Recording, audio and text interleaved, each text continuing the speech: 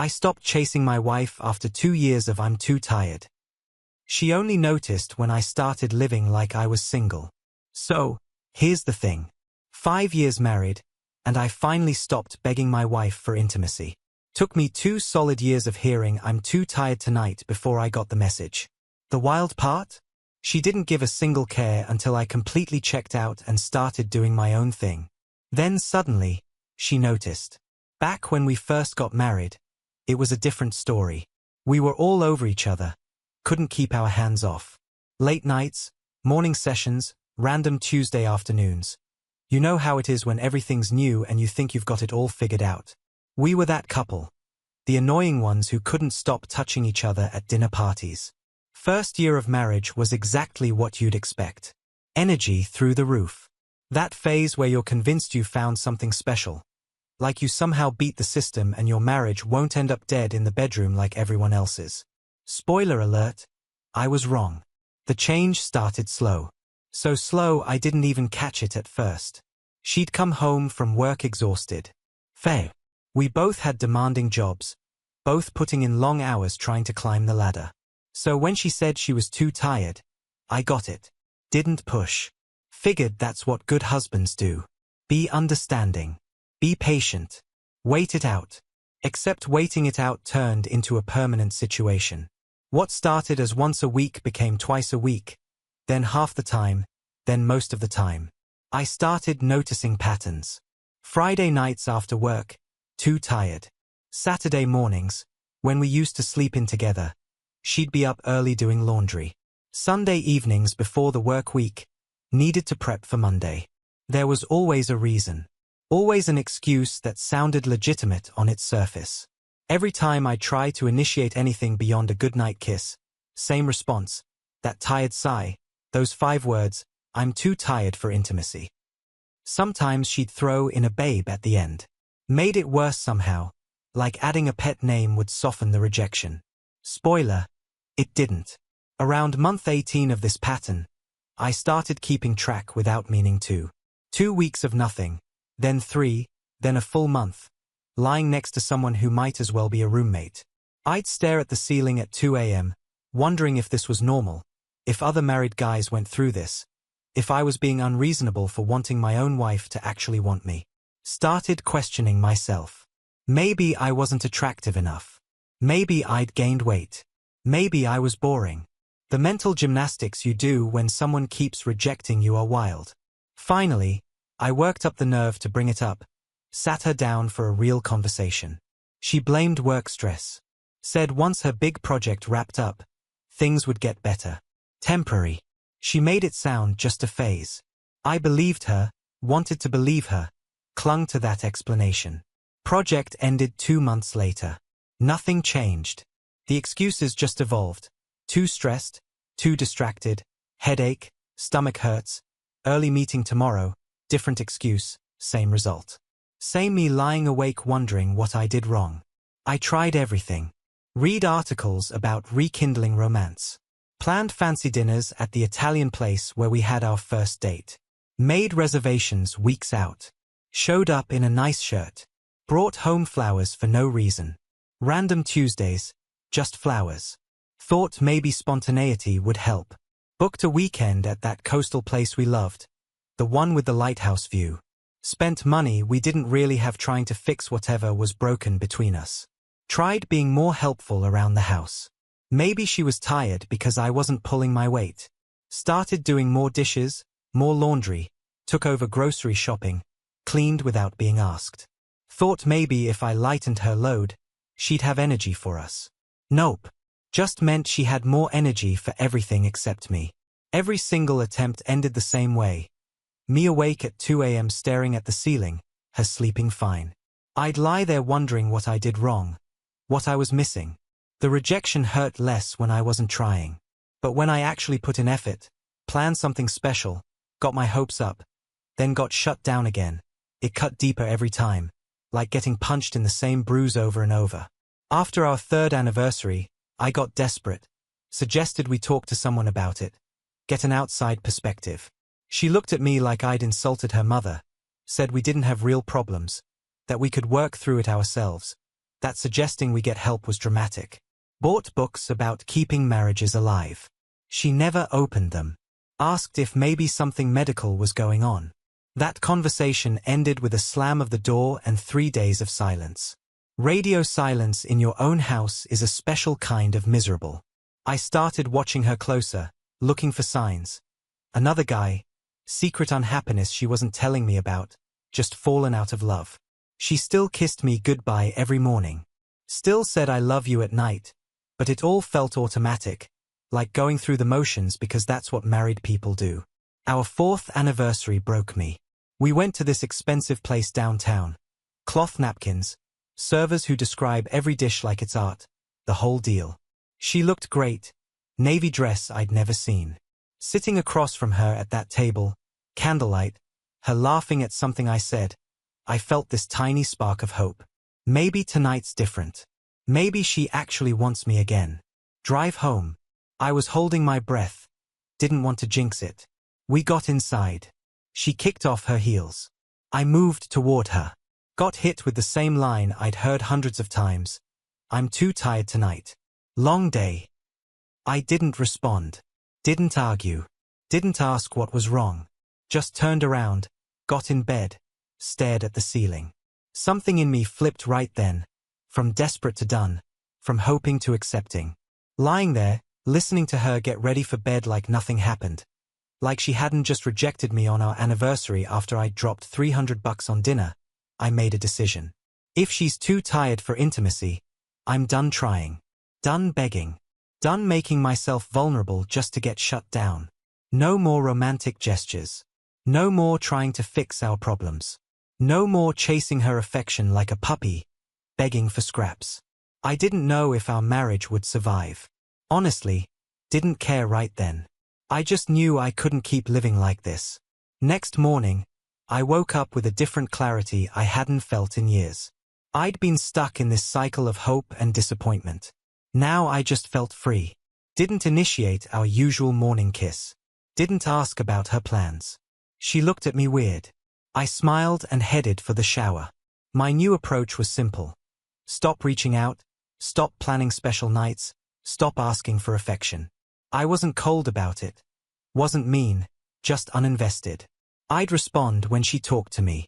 Did my share of household stuff, but that desperate energy I'd been wasting on fixing us, I redirected it. Took 2 weeks before she noticed. We're doing dishes and she asks if everything's all right. Yeah, I said. Why wouldn't it be? She studied my face, shrugged, went back to the dishes. I could tell she was confused. Didn't trigger my usual urge to fix everything. Her turn to wonder. I started hitting the gym after work every single day, sometimes twice on weekends. My body became the outlet for 2 years of rejection. The exhaustion felt real, satisfying, not fake tired like her excuses.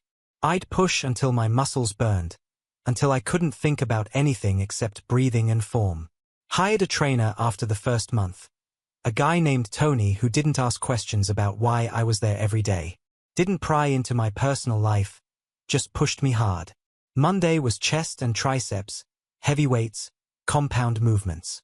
Tuesday, legs, squats until I couldn't walk right. Wednesday, back and biceps. Thursday, shoulders. Friday, full body circuit training. Saturdays, cardio and abs, long runs, core work. Sundays were supposed to be rest days, but I'd usually go anyway. Couldn't stand being home doing nothing. Couldn't stand the silence, the awkwardness, the constant reminder of what we weren't. My body changed fast. Muscles where there used to be softness, shoulders broader, stomach flattened, arms defined. Bought new shirts because my old ones didn't fit right anymore. Went from medium to large, then large to fitted large. Sometimes I'd catch her watching me get dressed with that confused look, like she was seeing a stranger instead of the husband she'd been ignoring. Good. Let her see what she was missing. 3 months in, reconnected with old friends. Jake and the guys had weekly basketball. I'd been bailing for years because she wanted me home for dinner, because I thought being available would somehow make her want me. What a waste. Started showing up every Tuesday. Didn't ask permission. Just informed her I wouldn't be home. Same way you'd tell a roommate. She looked surprised the first time, then confused, then nothing. She adapted fast. Probably relieved to have the house to herself. Added weekend fishing trips to my calendar. Ben from accounting had a boat. Had been inviting me for years. Always said no because weekends were supposed to be our time. Our time to do what? Watch her scroll through her phone. Started saying yes. Got up at 5 a.m. Saturdays, drove to the marina, spent the day on the water, came home smelling like fish and sunscreen. She'd wrinkle her nose. I'd shower and head straight to bed. No attempt at conversation. No trying to connect. Just two people sharing a space. Day hikes with co-workers became a thing. Photography walks downtown. Joined a local photography group that met Sunday mornings. Shot street scenes, architecture, people. Stuff I'd always wanted to do but put off because I was too busy trying to save our marriage. Too busy being available for quality time that never happened. My calendar filled up. My life expanded in all directions that had nothing to do with her. First few times I announced my plans, she looked surprised, like she couldn't believe I was actually doing my own thing. Never tried to stop me, though. Probably didn't actually care. You seem different lately, she said one Sunday after I got back from fishing. There was this uncertainty in her voice, like she didn't know how to read me anymore. Different how? I asked, setting my gear down, not looking at her, just unpacking my tackle box. I don't know. More distant. Are you upset about something? She was doing that thing where she wanted me to reassure her, to tell her everything was fine, to make her feel better about the distance she created. I looked at her, kept my voice calm. I'm not upset, just focusing on myself for a change. Her eyes went wide. What does that mean? She stepped closer. I stepped back, maintained the space between us. Exactly what I said. I've spent years focusing on us, on what's wrong, on how to fix it, trying to figure out why you don't want me, trying to be the perfect husband. Now I'm focusing on me, my hobbies, my friends, my life. Something crossed her face. Recognition, maybe, or panic. She opened her mouth, closed it, didn't know what to say. Probably because for the first time in years, I wasn't giving her an easy out. Wasn't making it simple for her to brush off my feelings. I kept unpacking my gear, put my rods in the closet, rinsed out my cooler in the sink. She stood there watching, like she was waiting for me to say more, to explain, to apologize for pulling away. I didn't. Just finished what I was doing and headed for the shower. Moment passed. That night, she moved closer to me in bed. First time in years. Not trying to start anything, just seeking proximity. Like she suddenly remembered I was there. I stayed still. Didn't encourage it. Didn't reject it. Part of me wanted to fall back into old patterns, take whatever crumbs she offered. But I remembered 2 years of rejection, 2 years of feeling unwanted. Stayed where I was. She could adjust to the new normal, same way I had adjusted when she stopped wanting me. 6 months into my transformation, people at work commented on my confidence, got a promotion, picked up photography, signed up for a cooking class. My life expanded in ways I never expected, all because I stopped orbiting around a dead relationship. The irony wasn't lost on me. The more I detached from seeking her approval, the more she seemed to notice me. Little gestures started appearing. My favorite breakfast on Saturdays, texts during the day, an arm brushing mine in the hallway. I acknowledged each one politely. Didn't make a big deal out of it. Been down that road before. I wasn't playing games. This wasn't manipulation. It was survival, rediscovering my worth outside our marriage. But I couldn't help wondering if she was finally seeing what she'd been taking for granted and if she'd figured it out too late. 8 months in, a strange night changed everything. Got home late from a work thing. Found her waiting in the living room. Outfit I hadn't seen in years. Candles lit. Music playing. My first thought wasn't excitement.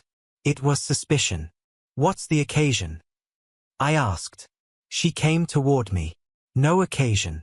Just thought we could spend time together. I grabbed some water and sat across from her, not beside her. The space felt important. We talked about surface stuff, Work, friends, holidays coming up. She laughed too loud at my jokes, touched my arm too deliberately.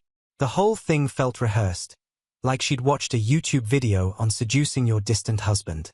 When she finally leaned in to kiss me, I didn't pull away, but I didn't match her energy either. She pulled back after a second, confusion all over her face. Is something wrong? Why are you doing this? I asked. Not accusing, just asking. Doing what? Wanting to be with your husband. After 2 years of rejection, you suddenly want intimacy. I'm wondering what changed. Her face hardened. I thought this was what you wanted. You've been so distant. So, this is about getting my attention back, not about actually wanting connection. She stood up fast. That's not fair. I'm trying. Trying now that I stopped trying. Interesting timing. She left the room. I stayed on the couch with the candles. That night confirmed what I'd suspected. Her sudden interest wasn't about wanting me. It was about fear of losing control. The next few weeks were a cold war. She'd flip between trying to be affectionate and complete withdrawal when it didn't work. I kept my course. Not cruel, not accommodating, just done performing emotional labor for both of us. Then I found the emails. Used her laptop to check our bank account. My phone was dead. Her computer was sitting there. When I minimized the browser, saw an email thread. Conversation with an old college friend. Months of messages. Subject line said something about life and marriage troubles. My finger hovered. Part of me knew I should close it. Respect her privacy. But the part that had been in the dark for 2 years clicked it open. I scrolled to the beginning, started reading dozens of messages about our marriage, her withholding intimacy, her confusion about her feelings. First one was from 8 months back. How are things with you and the husband? Her friend asked. Her response made my stomach drop. Honestly, not great. I don't know why I can't connect with him anymore. I just feel nothing when he touches me. Then I feel guilty about feeling nothing. So, it's easier to avoid it altogether. He keeps trying to plan special nights, brings me flowers, makes reservations at nice places. It just makes me feel worse because I know I should want those things and I don't. Her friend responded supportively, asked if maybe she was depressed, needed to talk to someone. My wife's reply, I don't think it's depression. I just think maybe I'm not meant for marriage. Like, I need more independence than this. Another message from a few weeks later. He asked me again if something was wrong, if there was another guy.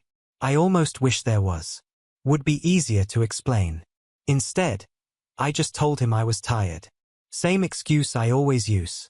Same lie. Then one from a month ago, sometimes I wonder if we married too young. If I missed experiencing more. He's a good man, kind, stable, everything you're supposed to want in a partner. But I fantasize about a different life, different choices, being single, dating, having options. Is that horrible? I kept reading, her friend being supportive throughout, asking gentle questions, suggesting she talk to me, be honest instead of making excuses. And my wife's responses always circling back to the same thing. Too complicated. Didn't want to hurt me. Easier to keep things as they were. Time to figure things out while keeping me in the dark, while letting me think the problem was me, that I wasn't attractive enough, wasn't interesting enough, wasn't man enough, when really she was just having an identity crisis, and using me as the stable fallback option. I closed the laptop, weirdly calm. Expected to feel angry, betrayed. Instead, just felt done. No affair, no cheating in the traditional sense, no specific trauma, just gradual erosion of desire hidden behind fake exhaustion. In some ways, this hurt more than cheating. At least an affair would be concrete, something specific to be mad at. This was just her checking out emotionally while keeping me around for the benefits. Shared rent, the appearance of normalcy, someone to do the dishes and take out the trash. That evening, she found me packing a bag. Where are you going? Alarm in her voice. Hotel for a few days. Need space to think about what? What happened? I paused. Saw your emails to your college friend. Color drained from her face. You went through my emails. No. Was checking our bank account. Thread was open. She sat on the bed, defensive anger turning to embarrassment. Those were private. Yeah, I said, more honest than she'd been with me in years. It's not what you think. I held up a hand. It's exactly what I think. You've been unhappy and uncertain, but instead of being direct, you created distance through rejection while keeping me attached enough to maintain stability. Tears in her eyes. That's not fair. Maybe not, but accurate. Her silence confirmed it. I zipped my bag, headed for the door. How long will you be gone? Voice small. I don't know. I need to decide if there's anything here worth fighting for. So do you. Drove to the hotel with this weird mix of grief and relief. The uncertainty of 2 years replaced with painful clarity. The question wasn't why she withdrew. It was whether either of us had the guts to face what that meant. 3 days at the hotel turned into a week, then another. Told work I'd be remote. Cited personal matters. Boss didn't pry. Set up a routine focused entirely on me. First time in years, my days revolved around what I wanted instead of managing someone else's emotions. Mornings started with a swim, 30 laps before most people woke up. Pool was empty that early. Just me, the water, and my thoughts. The repetition helped. Stroke after stroke. Breath after breath. No thinking required. Just movement. Breakfast alone afterward. Actually tasted my food instead of rushing through it while she scrolled through her phone across from me. Days I worked from my room, video calls, emails, projects. Got more done in a week at the hotel than I had in a month at home. Funny how productive you can be when you're not spending mental energy wondering what you did wrong, not analyzing every interaction, not trying to figure out how to make your own wife want you. Scheduled my day in blocks. Work from 9 a.m. to noon, lunch at the hotel restaurant. Work from 1 p.m. to 5 p.m. Gym from 6 to 7:30, dinner at 8. Either room service or out with friends. Back to the room by 10, read until midnight, sleep, wake up, repeat. The structure felt good. Gave me control. Something that had been missing when I was constantly accommodating her schedule, her moods, her excuses. Evenings I read books I'd been putting off. Actual books, not marriage advice, not relationship help. Fiction, biographies of interesting people, philosophy, stuff I enjoyed for its own sake. Or grabbed dinner with friends who respected my boundaries when I said I didn't want to talk about it. Being around people who were happy to see me, who laughed at my jokes, who actually engaged when I spoke, did more for me than anything else could have. Jake came by one night, brought takeout. We ate in my room watching a game. Didn't mention my marriage. Didn't ask questions. Just hung out. Normal, easy, the way friendships are supposed to be. When he left, he just said, "We got you, man. Whatever you need." That was it. No pressure, no judgment, just support. She called daily at first. Messages swinging between tearful apologies and defensive anger. Why was I abandoning her? How could I just leave? Didn't our vows mean anything? Then switching to anger. I was being dramatic, childish, running away instead of dealing with problems. I mostly listened, didn't accept her explanations, didn't reject them, just let her talk in circles while I sat on the balcony watching traffic. By day 5, her calls got less frequent, like she was adjusting to me being gone. That stung in an unexpected way. Was she relieved? Had creating distance been her goal all along? Maybe she'd been hoping I'd leave so she wouldn't have to be the bad guy. Night 8, a colleague invited me to a networking event downtown. Industry thing, speakers, and mingling. I wasn't in the mood, but found myself driving there anyway. Needed human interaction beyond room service orders and text conversations. Place was packed, professionals dressed sharp, everyone engaged and present, alive with actual conversation.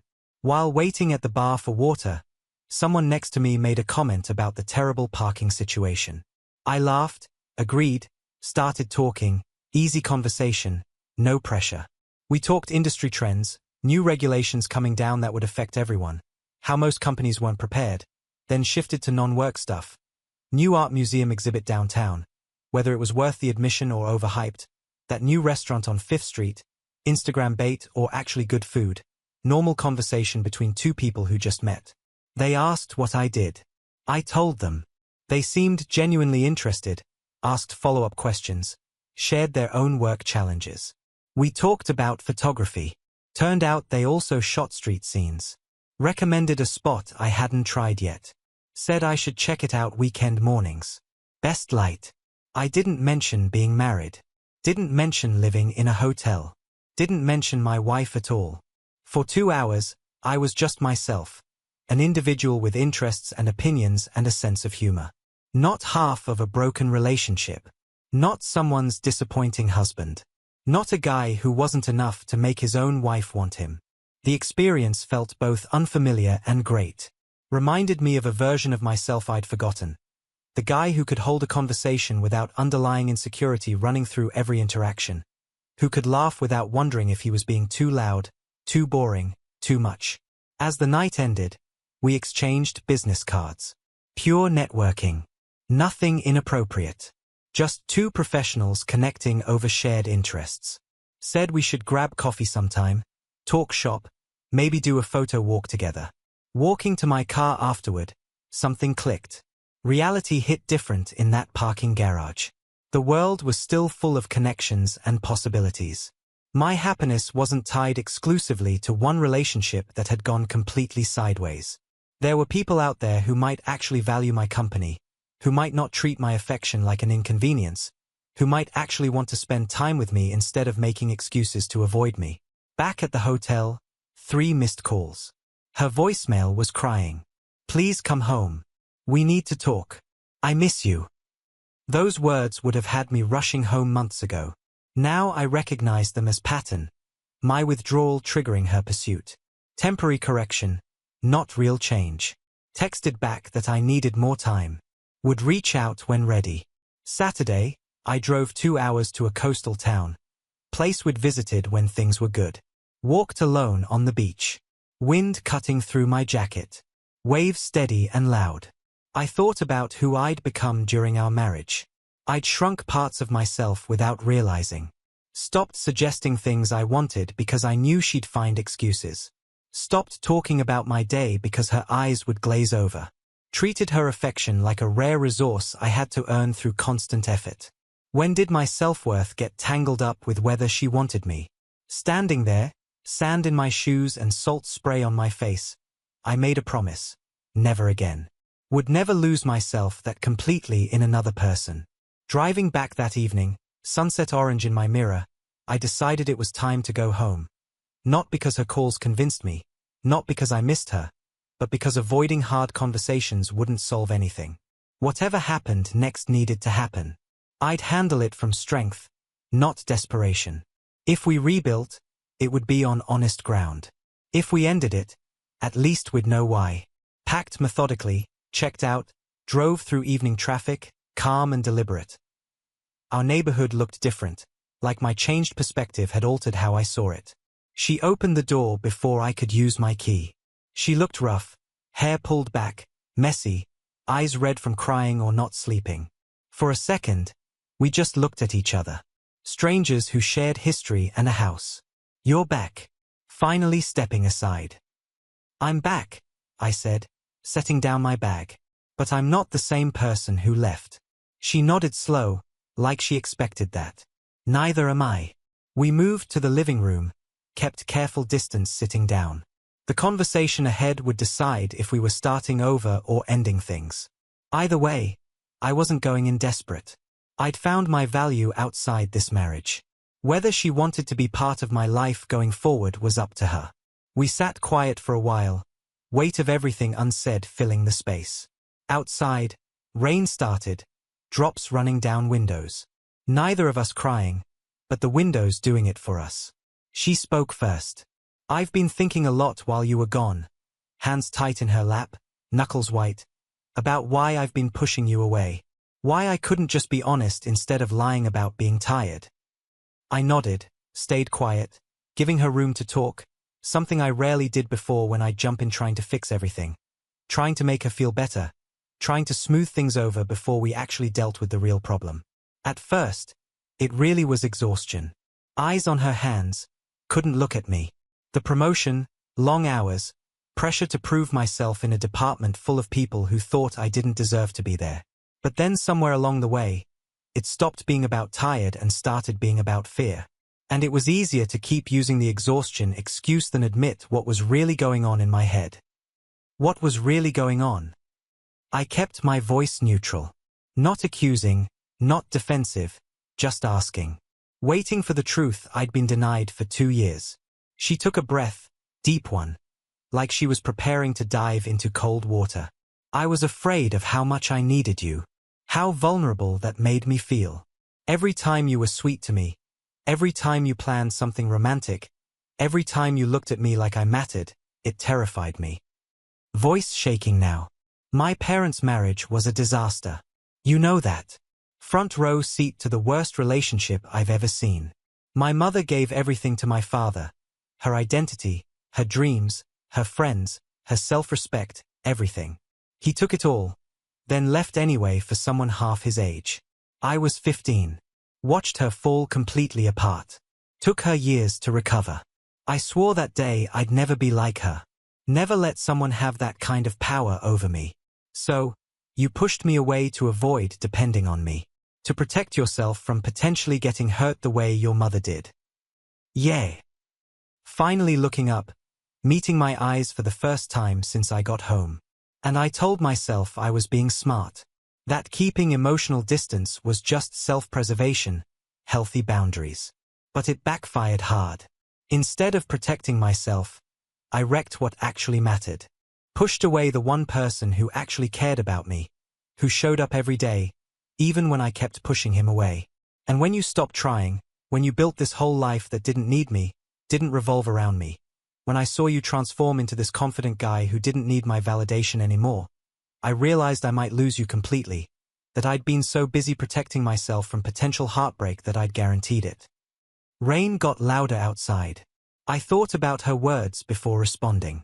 I appreciate the honesty, but your fear doesn't justify 2 years of rejection without explanation. You get how that affected me?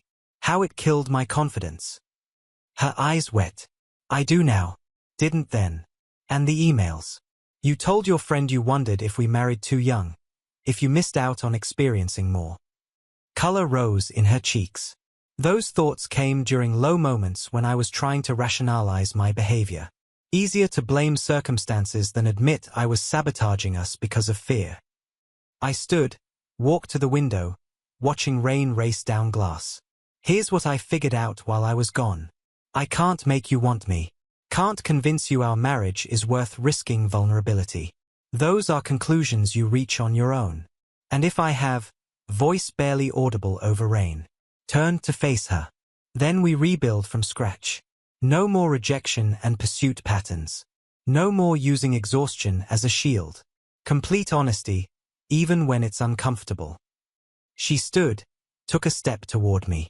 Is that even possible after everything? I don't know. But I'm not going back to how things were. Either we create something new or we accept this is over. My directness hung there. Before, I would have softened it, afraid of pushing her away. Now I stood firm. Consequences be what they are. I want to try. Long pause. I need to understand why I sabotage us. Why intimacy scares me. I've been reading about attachment patterns. Trying to see what I wasn't aware of before. Surprised me. You have. She nodded. It's helping me see how I equate vulnerability with weakness. How I test people by pushing them away. And what happens when they stop pushing back. I asked. I panicked. Sad smile, like when you stopped trying. When you built a life that didn't revolve around earning my affection. We moved to the kitchen table. She made tea. I ordered Thai food. The routine felt familiar and strange, like visiting a childhood home with different furniture. Over dinner, we set boundaries. Weekly honest talks about feelings and fears, commitment to catching old patterns early, no more using tired as an excuse to avoid hard topics. Most important, complete honesty, even when it hurts. I can't promise I'll never feel afraid again, clearing dishes, but I can promise to tell you when I'm pulling away and why.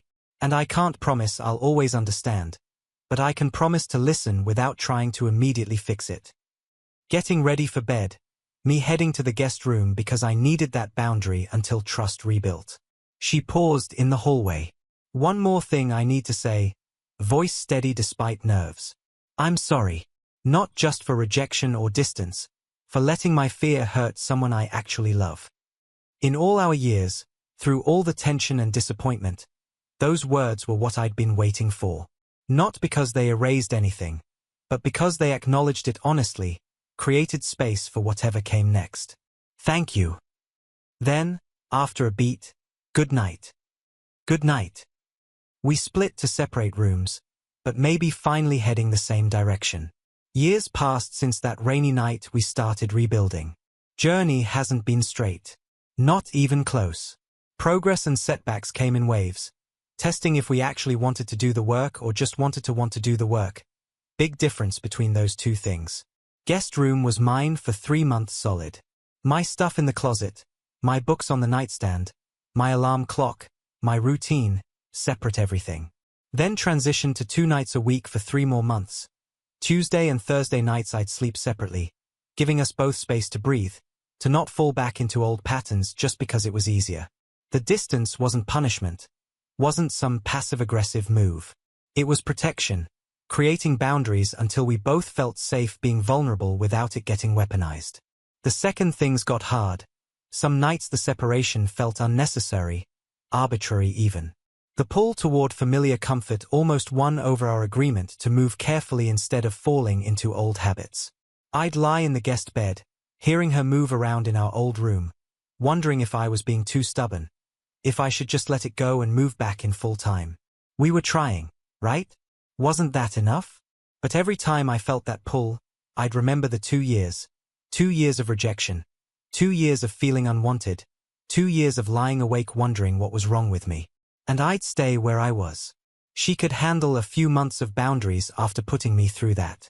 6 months in, took a weekend trip to a mountain cabin. My idea. Neutral ground. No phones. We agreed before leaving. No laptops, no work emails, no distractions, no escape hatches. Just time to either actually connect or figure out once and for all if this was worth continuing. Hiked during the days, trails through pine forests with views that stretched forever. Made us both feel small. Made our problems feel small, too. Talked while we walked. Easy conversation at first, then deeper stuff. She told me about her complicated relationship with her father, how he never thought she was good enough. I told her about my photography regrets, playing it safe my whole life, how that fear probably showed up and how I handled her withdrawal, should have confronted it earlier. Talked by the fire at night. Conversations flowing easier than they had in years. Childhood stuff we'd never shared. Future goals that felt possible again. Small talk and big talk, all of it mattering because we were actually listening instead of waiting our turn to speak, instead of defending ourselves. Second evening, after talking about her complicated relationship with her father and my regrets about not pursuing photography professionally, she reached for my hand across the space between chairs. Firelight making her look younger. I miss you. Not I miss this or I miss us. Just you. Those 3 words meant more than surface level. Acknowledging the distance we'd created, the intimacy we'd lost. Not just physical, emotional, being known by someone, being chosen. That night, we shared a bed for the first time in months, rediscovered each other, awkward and tender, like new people instead of going through practiced motions. Home. The guest room slowly emptied as my stuff migrated back. Wasn't smooth. Old triggers came back. Sometimes her instinct to withdraw when work stressed her. My tendency to read any hesitation as rejection. Difference now was catching patterns as they emerged instead of after damage was done. I'm feeling overwhelmed and need space tonight, she'd say, direct instead of vague excuses. I understand, I'd respond, secure enough not to take her solitude personally. 8 months in, she got a job offer in another city. Big promotion, would advance her career significantly. Before our separation, she might have decided solo, used career as another distancing tool. Instead, We discussed it extensively, weighed opportunity against stability, decided together the timing wasn't right. She wasn't sacrificing ambition. We set a timeline to reconsider once our foundation was solid. Acknowledging some opportunities aren't worth risking what we were rebuilding, marked a shift in how we operated. Around 10 months, we faced our biggest test when her mother got hospitalized. Serious illness. Stress reactivated her withdrawal tendency, building walls when external stuff felt uncontrollable. For a tense week, we reverted to old patterns: minimal talk, physical distance, that creeping disconnect. Instead of ignoring it, I called it out. I noticed you're pulling away. One evening, after she'd been silently scrolling for hours. Is it your mother or is something happening with us? Directness broke through her isolation. Both. I'm terrified of losing her. That fear makes me push you away, too.